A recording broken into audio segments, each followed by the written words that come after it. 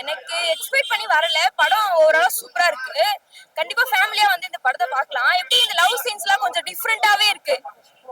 Love சீன்ஸ்லாம் கொஞ்சம் டிஃபரெண்டாவே இருக்கு. அப்பா பையனுக்குள்ள இருக்க பாசம், எமோஷனலான வீடியோ தான். எல்லாமே சூப்பராவே இருக்கு. ஃபேமிலி ஆடியன்ஸ் வந்து இப்ப அப்பா பையன் இருக்க பாசம் எமோஷனல் எல்லாருக்குமே இருக்கும். எல்லா அம்மா அப்பா எல்லாருமே ஃபீலிங்ஸ் இருக்கும். அந்த ஃபீலிங்ஸ் அப்படியே கொண்டு வந்திருக்காங்க. லாஸ்ட்ல வந்து ஃபீலிங்ஸ் அழுதுட்டாங்க எல்லாருமே. நல்லா இருந்தது. லாஸ்ட் கிளைமாக்ஸ் யாரும் எதிர்பார்த்திருக்க முடியாது. நல்லாவே அது சூப்பரா இருக்கு. லவ் ஃப்ரெண்ட்ஸ் அப்பா பிள்ளை கதை நல்லா இருக்கு. கண்டிப்பா பார்க்கலாம். ஃபேமிலியோட சேர்ந்து பார்க்கலாம். மியூசிக் நல்லா பண்ணிருக்காங்க.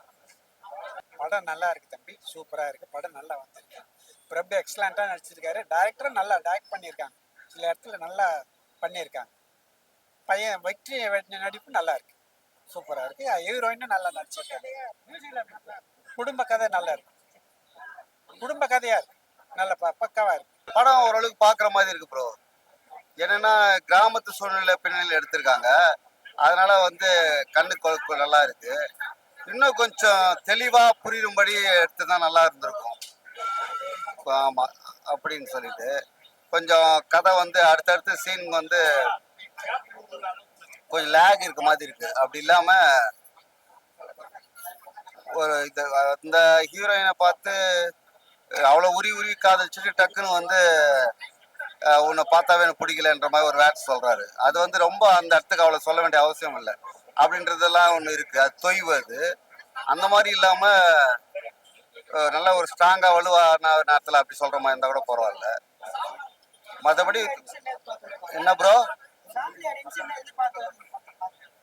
அதாவது ராஜபுத்திரன் டைட்டில் நல்ல டைட்டில். இவர் பிரபு நடிச்சிருக்காரு. மற்ற தெரிஞ்சவங்க இருக்காங்க, தெரிஞ்ச சீனியர் ஆர்டிஸ்ட் இருக்காங்க. அதனால பாக்குறதுக்கு ஒரு இன்ட்ரெஸ்ட் இருக்கு. இயற்கை பின்னணியில் இருக்கு, கிராமத்து சூழ்நிலை இருக்கு. கதை ஒரு நல்ல கதை தான். அதை வந்து இன்னும் கொஞ்சம் தெளிவா ரொம்ப டச் பண்ற மாதிரி எடுத்தா நல்லா இருக்கும். கடைசியில ரொம்ப உருக்கமா இருக்கு. ஓகே, டோட்டலா ஆவரேஜா இருக்கு. படம் நல்லா இருக்கு. கிராமத்து கதை. வெளிநாட்டுல இருந்து எப்படி வந்து பணம் வந்து இங்க வந்து கவர்மெண்ட்டுக்கு அங்கே வரி பணமா போயிடும். இங்க வந்து அது வந்து தனியா எடுத்து இவங்களே ஒரு நெட்ஒர்க்ல ஒன்று பண்றாங்க. அது மூலியமா ஒரு படம் இருக்கு. படம் எல்லாமே சூப்பரா இருக்கு. பிரபு சார் படம் நல்லா அடிச்சிருக்காரு. கதை அருமையா இருக்கு. வந்து பாருங்க. சின்ன பட்ஜெட்டு படம், ஆனா சூப்பரா இருக்கு, அருமையா இருக்கு. வந்து பார்க்கலாம்.